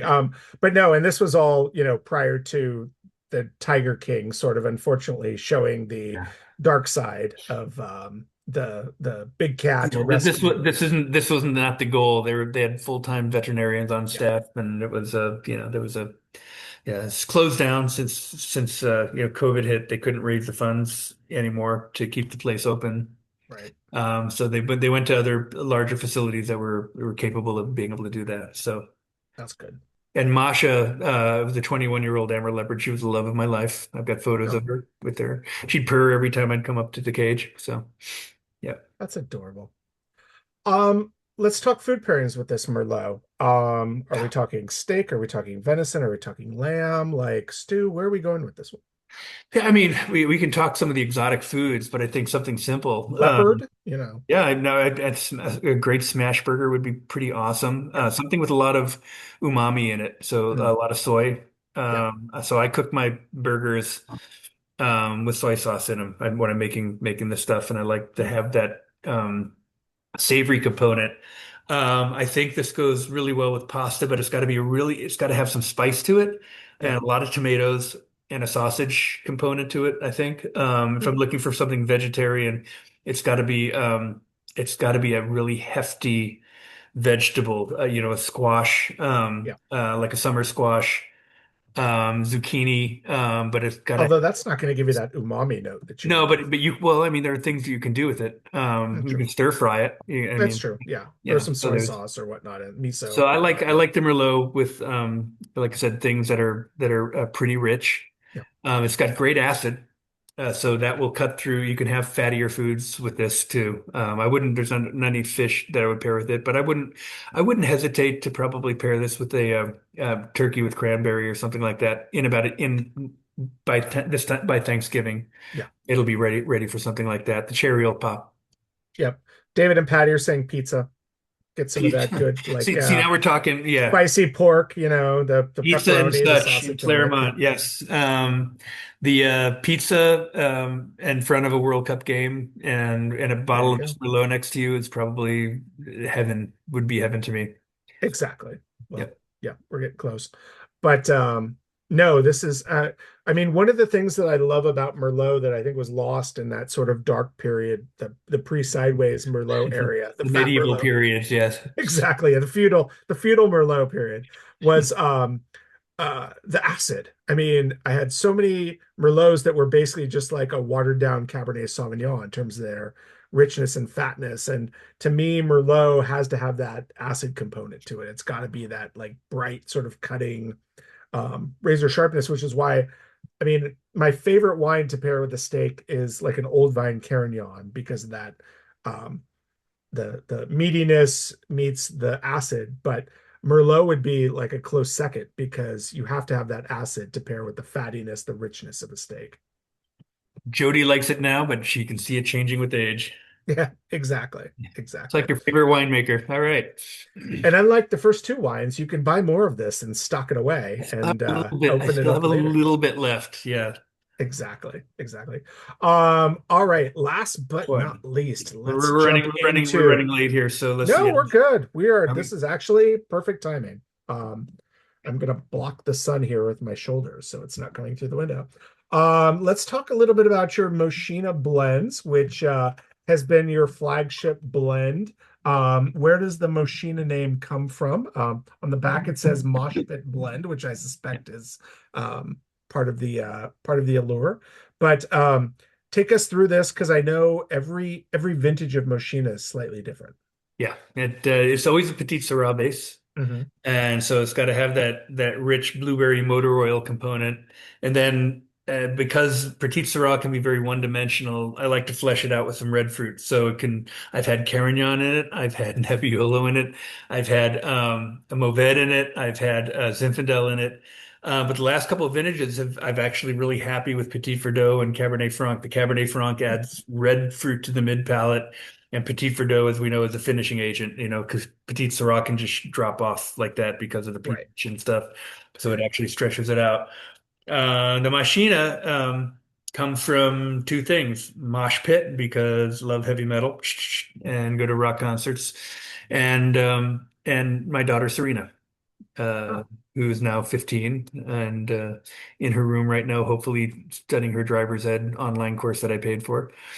Um, so that's just a mashup between the two words, and it just outside of that, that's was a kind of love thing. So it's the dark label, the that was kind of the colors that you get on the Lazarre labels were kind of a visualization of what heavy metal music would look like if you could see it, and that's mm, that's where the label came from. It's actually a digital photograph our label designer had of an oil slick. Those are the colors that oh, came off of it. hmm, Yeah, how interesting. yeah. Um, so how do you decide every year to make the Moschino blend since it's different? Is it based on availability of grapes? Is it based on um like when you have that Petit Syrah as the base, what you Yeah. think needs to be added to it?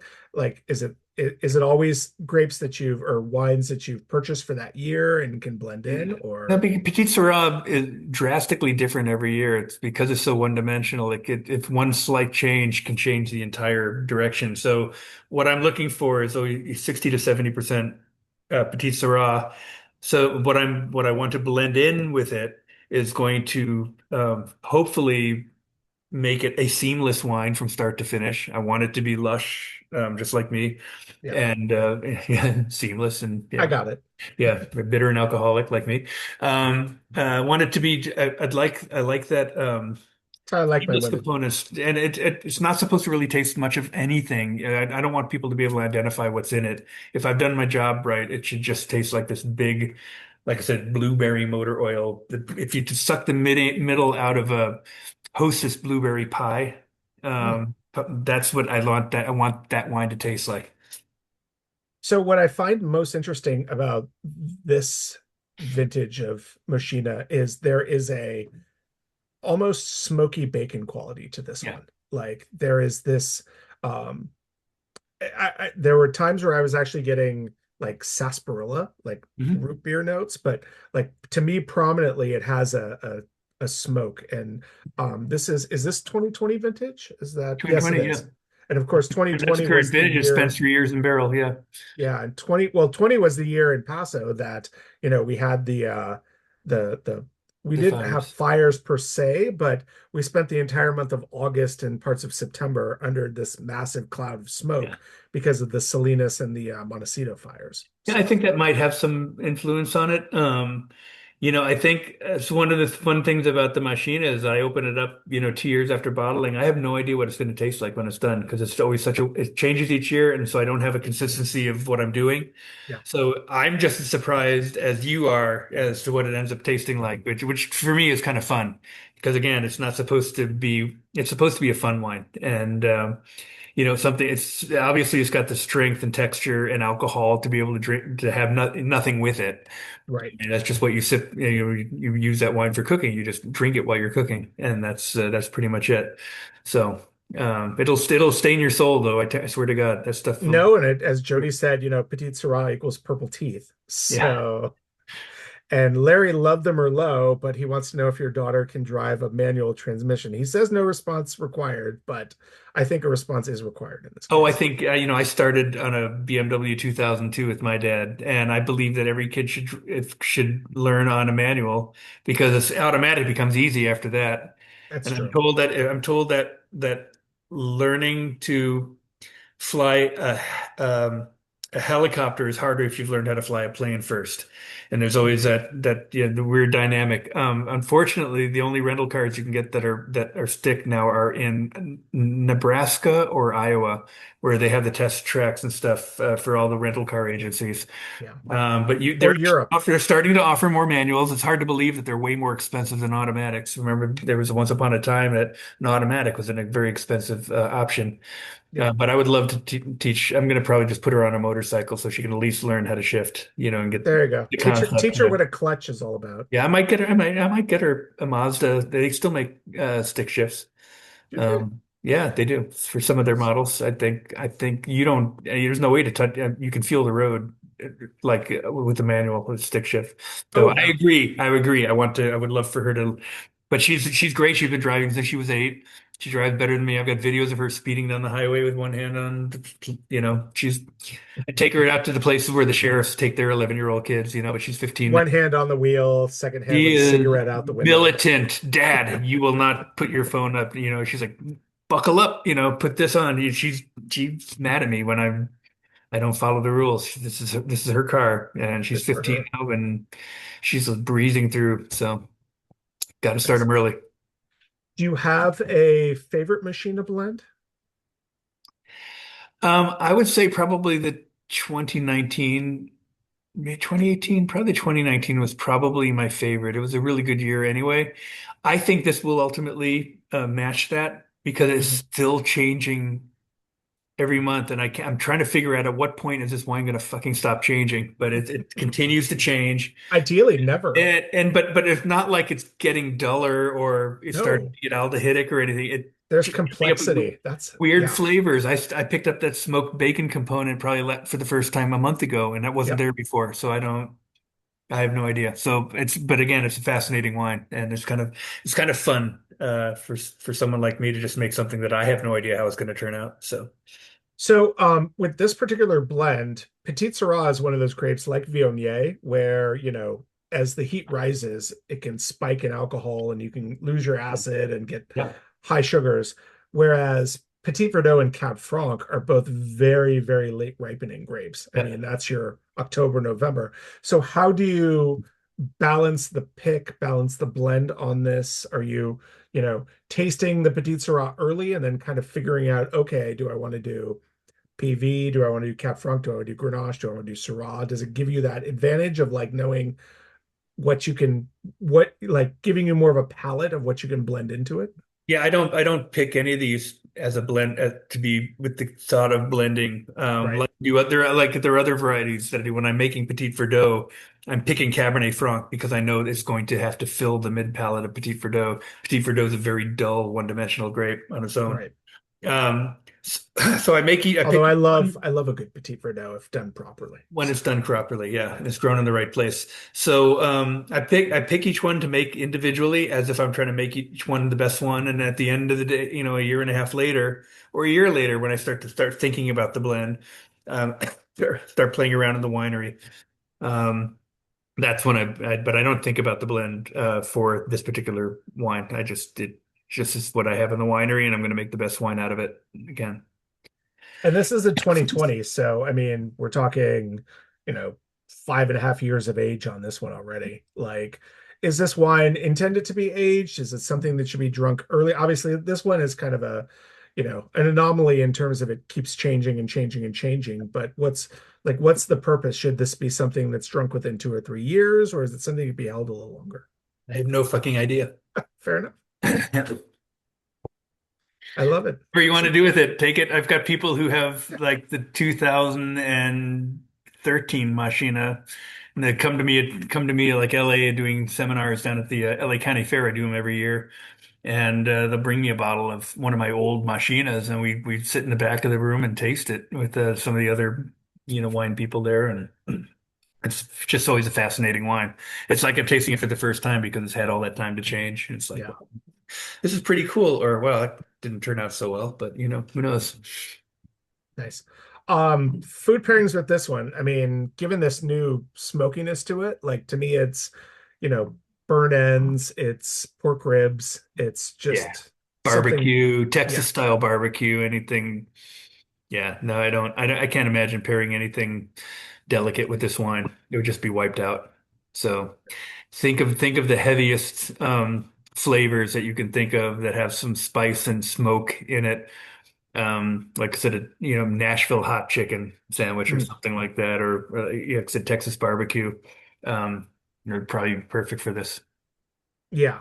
Yeah, like Kansas City burn ends to me is just like Perfect. Yeah. spot on with this one. So, but it's delicious and I'm enjoying it. And Yeah.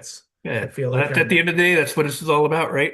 exactly. I feel like Yeah. I've got a cigarette in my mouth and, I'm enjoying a nice glass of I wine. know. I know. Thank God I don't smoke anymore. Yeah. No, Yeah. but no, I mean, this is at the end of the day, this is exactly what we're doing and why we do this stuff is so that, my mission in life is just to make people's lives better one dinner at a time. That's it, you There know. we go. You've got like 3 or 4 back of the label mottos for you. It's fantastic. I Very should write this nice. stuff down, huh? You Yeah. really, you know what's nice is I will send you the replay of this and you can go through it and just write these Yeah. down. I've got some other funnier things I should probably put on t-shirts, but it's probably inappropriate to say here, but yeah.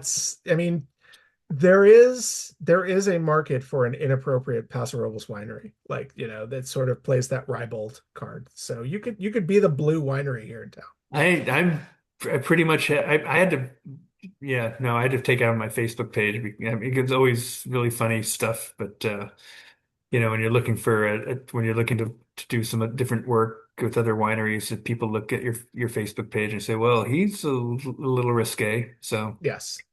But that's what we I'll bring kind it of back. love I'm going to about bring it you. back this fall. I've already maxed out a number of people that are on there, so Yeah. Top 5 metal bands of all time. top five. Metal bands of all time. Oh shoot.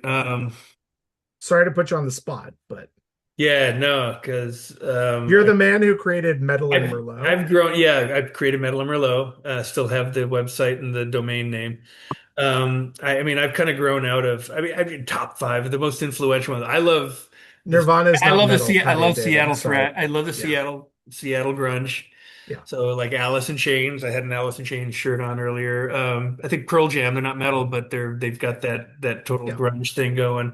Soundgarden, I mean Nirvana, obviously, but Megadeth is coming to Paso Robles. I was going to He's ask, got his and own wine label. Yeah, his daughter does actually he? does it. Yeah, they have that's Mustaine wines, and they do mostly French. Nice.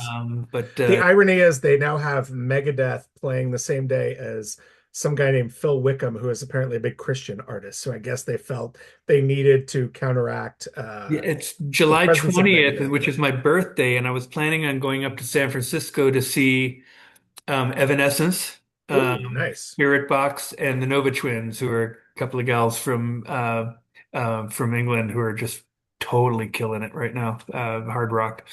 Is So Amy Lee? That's not Evanescence with Amy Lee. It's yeah, the. sure Oh, it is. is. Oh, Oh, that's right. She got the yeah. name right. Yeah. Yeah, she's killing it. No, I think I actually my favorite bands right now are all have women fronting them. So Nice. yeah, they've taken over the metal space, which I'm actually kind of happy about. I don't need that type of masculine You stuff may shooting. remember the last Medellin Merlot. There was a band whose name I'm blanking on that they're a Ukrainian band but have a female lead Ginger. singer. No, Gin it's not Ginger. It's but their big hit. They have a big hit called Alexandria and another one called Satana Akbar, which is basically Hail Satan in Arabic. That's not these people. No, This is no, no. But yeah. it's a female Oh no, yeah, metal singer. I'm thinking the female fronted band. Yeah, their big hits called Pisces, and Nice. she they're not the nice thing about metal now is they've done away with that whole Satan evil stuff. That's Black Sabbath, and Well, it's or now it's now The it's all Norwegians, the positive black metal in messages right Nor now. So yeah, the black metal in Norway where they're still burning I don't churches I down. don't I grew out of that a long time ago. Actually, I never listened to that. All right, so top five metal, go. Oh, no. Top five metals. Top five Like platinum, gold, top silver. five metal I'll take a bands. bronze. I don't know. Yeah, right now I'm totally loving Spirit Box. They got a gal who's they were actually up for a Grammy this they were on the Grammy Awards. They played this year. I like a band. I like In This Moment. They come to Paso Robles from time to time. Yeah. She's tiny Maria Brinks, but she's got a huge, enormous voice.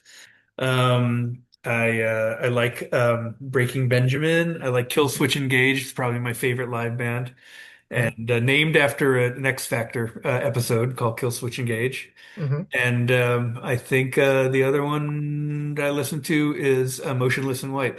Chris Motionless. Okay. Yep. See, perfect. Yep. Easy peasy. So, you are currently websiteless. You do not have a tasting room. We have already established that the Albarino and the Viognier, the Albarino is gone. Like there's no more of the Albarino. I have a website, but we put on the opening page. There's nothing on there because at the time I was looking for a job and I just didn't want other wineries to know that I had my own brand. So Right.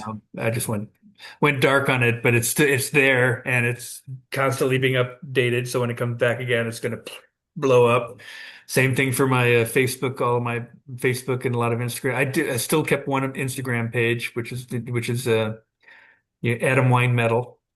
Okay. What are the odds of that, right? Yeah, exactly. Yeah, love So that you can live outside in of a home. these four wines, what else are you producing? Obviously, Pinot Noir is still a Yeah, passion of yours.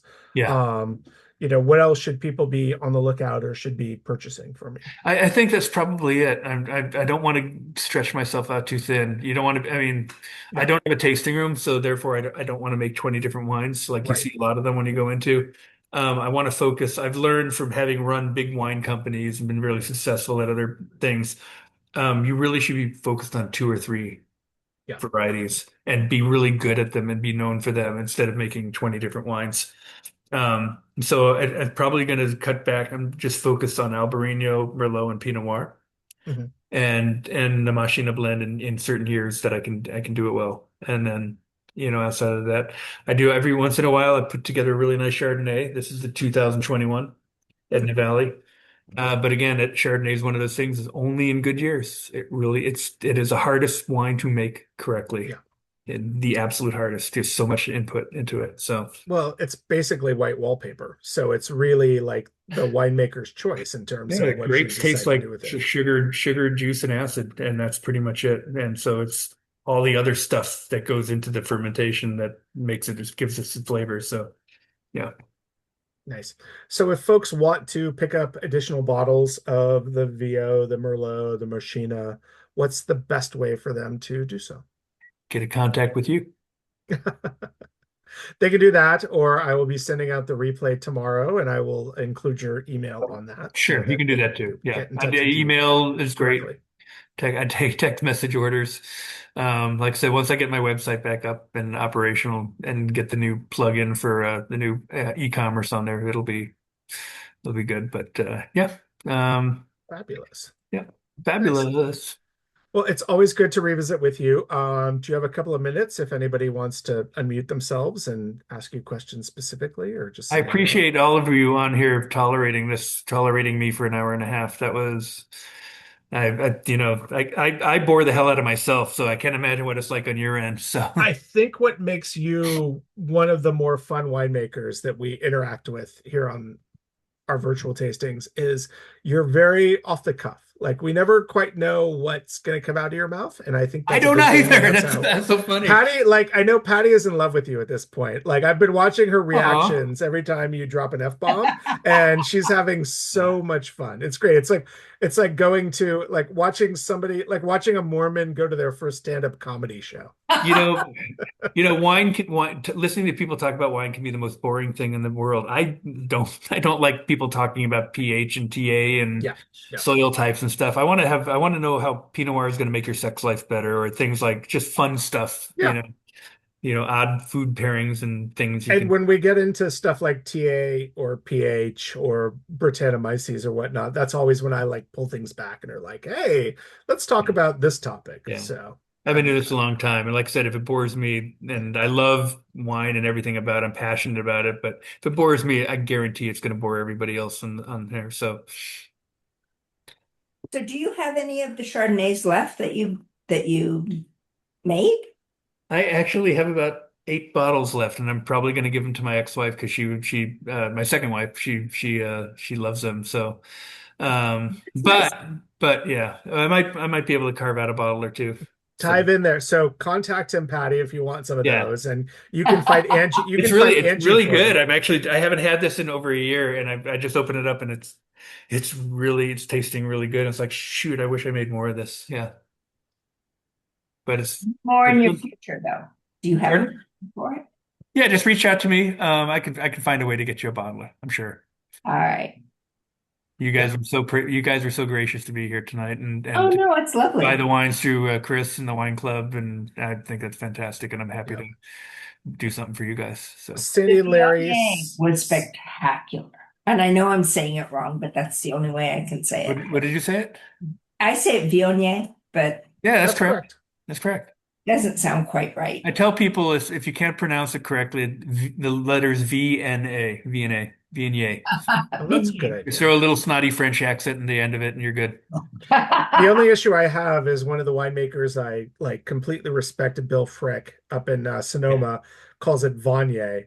And I'm always like, Oh, dude, yeah. I'm like, Someone needs to take him out to the parking lot and beat him senseless. except With a bottle of Viognier or whatever he calls it. Yeah, he's been making wine longer than I'm alive. So that like makes me defer to, yeah. that. No, they still call it Carrigan, not Carignan, or yeah, Carignan, my wayward son.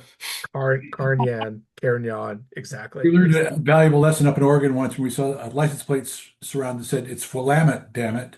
Yep. Yeah, that's it. Oh, And I love I wanted to say Willamette until then. No. that. And it, Yeah.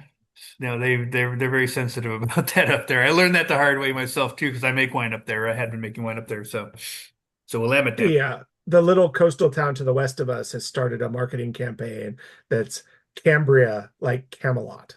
So Yeah. instead of calling it Cambria, it's Cambria. So you're That's correct in that. cool. Really? Yes, exactly. So now Okay. you know. So Larry and Sandy said they have Well, ordered your wine, especially the Pinot Noir. Are you still making Pinot? The answer to that I know is Yes. yes, but Yes. What vintage of Pinot are you on currently? 2025. It's in barrel. Sold out of my last one. Got a really good score and poof, gone. So this one I think is the best. Larry's very I excited believe about this that. might be Look the at best that. I've Or ever he's having a made. stroke, which would be terrible. So I'm excited for it, and got people telling me. I've got one guy who's a master sommelier who tasted it and said I should probably be charging $60 a bottle. I'm probably going to charge 36, 40 maybe, because I like people to be. I'd rather have people be able to buy a bottle of my wine and take it home and drink it rather than have to sit on it. Yeah. Because it doesn't, you can't take it with you, right? Exactly. Where, You in can have fact, you can have a stroke tomorrow and screw that, and all of a sudden got 15, I 15 great bottles of wine in the shelf, and you haven't been able to enjoy it. So, I had some folks that I was hanging out with them last on Tuesday down in Riverside, and they showed me their wine cellar, and they had 12 bottles of this wine from a very prominent Napa winery. And they're like, yeah, somebody convinced us to buy this while we were up there, and we've never opened it, and we're not sure what to do with it. I'm like, you should always open these wines and try them out. So they handed me a bottle, and I brought it home and looked it up on, Cellar Tracker or Wine Searcher, and it was like a $550 bottle. But I'm like, it's a sunk cost at this point. You've already paid for it, so you might as well open it up and try it out and see what you think. so I went down to LA about a month and a half ago, and I helped a friend of mine who's involved in wine auctions help inventory this attorney's collection. He actually wrote the Wikipedia page on white Burgundy. Oh So wow. he collects red Burgundies primarily, and he'd been collecting them since the early '80s, and he had a lot of bottles, and it went to auction and it sold for $2.4 million. Hmm. I have pictures holding bottles of wine that went for $18,000 a bottle. Yeah. And of course, here I am, Mr. Klutz, thinking, I can't.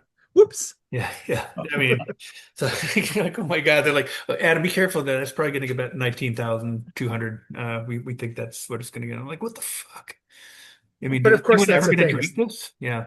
that bottle of wine costs like $10 to make. Like every bottle of wine costs between like $10 and $20 to make. So Well, it's just a matter of, value is in the eye of the beholder.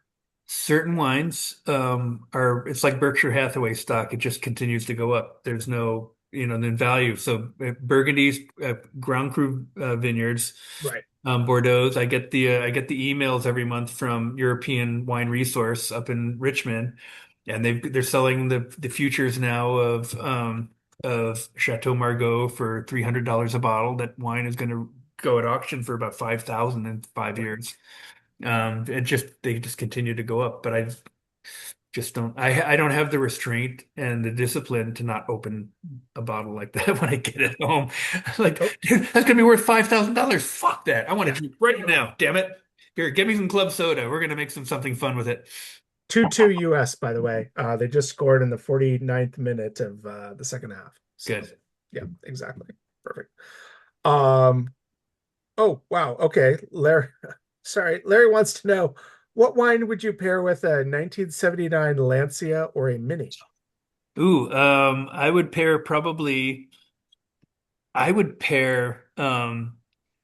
really nice Tuscan red. Hmm.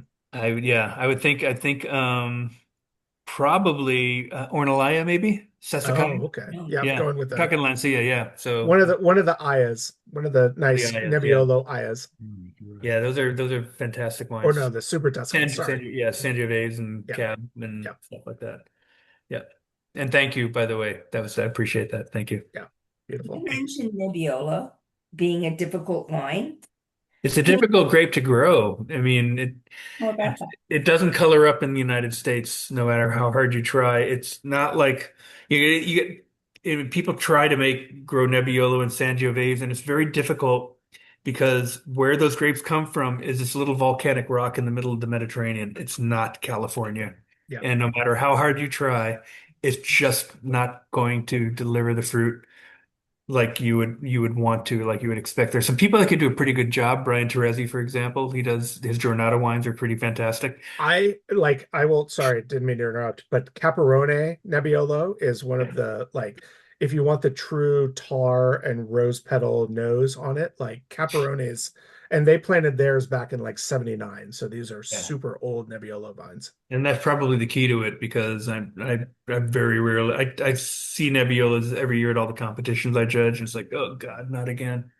Please No, don't. they tend to be like Cabernet with a little bit of fruit, more fruit to They're them. blended out because they're on their own. They're just not much of anything. But yeah, Nebbiolo is a difficult. It doesn't. You can see it on the vine. They're big clusters, and they're like almost like Zinfandel. You've got red grapes and black grapes, and then green grapes and bright red grapes, and you've got this weird collection that at the end of the day it doesn't make a dark wine, but it does in Italy. Not a problem, you know. Yeah. The thing about Nebbiolo, Patty, is similar to Pinot Noir. You have these very small, tight clusters of grapes with very thin skins to them that are, attractive to birds, but also if there's a stiff breeze or any sort of hail or rain, like they can get mold, they can get mildew, they can get destroyed. So Yeah. very, very temperamental vines and grapes, which I've is worked with the fruit for many years, and it just again, it's just very, very difficult. It just doesn't want to color up evenly, and no matter how hard you try, how much you try to concentrate, it just never delivers. So And I then found even the- when you do harvest it, the tannins on it are so pronounced that it requires like 3, 4, 5 years of, barrel aging just to soften it up, to bring forth the acids, soften up the tannins enough to make it approachable. So that's always been the thing about Nebbiolo, is that's why your Barolos, your Barbarescos tend to be, 4 to 5 years. The current vintages are all 4 to 5 years old, and they're, sky high pricing on them. But the Nebbiolo Longes, you can get, decent Nebbiolos at a discounted price for the Nebbiolo Longes. Anyway, Hey, Chris, it's Doug. what was that? Uh, it's Doug. Adam. Oh, Pizza, yeah. pizza and stuff is still there in Claremont. Okay, good. Yeah, that's my they carried my Lazarre Sauvignon Blanc when I was still making it. He would come up to they have a house in Cambria out on the water, and they'd come out and he would buy 12 cases of my Sauvignon Blanc every year and bring it back, and it was on the list forever there, but I just stopped making Sauvignon Blanc. But yeah, that's my favorite pizza place in Yeah, the my, world. my office is in Claremont. I live in Rancho Cucamonga, but no, Yeah. get some stuff there. It's good. And then a side note, I think you're too young, and so is Chris. I'm Thanks. well too young. Well, you talked about panties. Okay. I'm Well, just, if anybody wants to leave the conversation at this point, you are more than welcome. And you Alice- gotta watch out what Doug says. Alice Cooper at the Hollywood Bowl, it was either 72 or 73. If you remember the School's Out album, Yeah. it had panties on the album. This is a big LP, Mhm. and the helicopter came over. We thought we were all in trouble. They started dropping panties out of the helicopter onto the audience. That's brilliant. And my husband went there. That was before my time. Does he still have the panties? I do, yes, I do. Yeah. Oh, and he My- wears Did mine. he still wear them? That's a question I wanted. No, he wears mine now. Oh, God bless him. Yeah. Yeah, good for you. I suspect you could go on eBay and probably find somebody who's selling a pair of those panties on there. Probably not used, but you never know. The ones that I hand out are like tissue paper. That's how thin they are. They're they're seamless, stretchy ones, and they pretty much. And it's funny because we'd have Lazarre, not stencil, but whatever It was silk screened or silk whatever. screened on it. Yeah. And it was so I wasn't allowed to hand it to any women. I could hand it to guys to hand to their wives or girlfriends or whatever. My wife at the time could hand it to whoever she wanted. But it was fun. I would get like text messages and photographs of people's wives in these things. And then at which point, and then my wife discovered those photos on my phone one day. People were sending them to me, and I'm like, look. She's like, we're not doing these anymore. No. I'm like, yeah, well, they're kind of cute. But Doug, I think I've you discovered can the see next through 'em. piece of Paso Seco merchandise, but we'll talk about that later. You I'm don't telling you, need man, no. seamless panties are the fucking way to go, dude. You just hand them out to all your wine club members. You'd be golden. And also, I Adam, just like the idea of getting photos of, the product in use, but that's me. So Well, yeah, right. Adam, that first time that you, I'll say, got shit faced, Yeah. was that Annie's Spring, no, Annie Green Springs or Boone's Farm? First time, well, first time I got shit faced, I was 14. Like I said, I grew up in Brockport. It's a university town, so SUNY Brockport was there. I went to a college party, and it was my first time drinking. At And 14.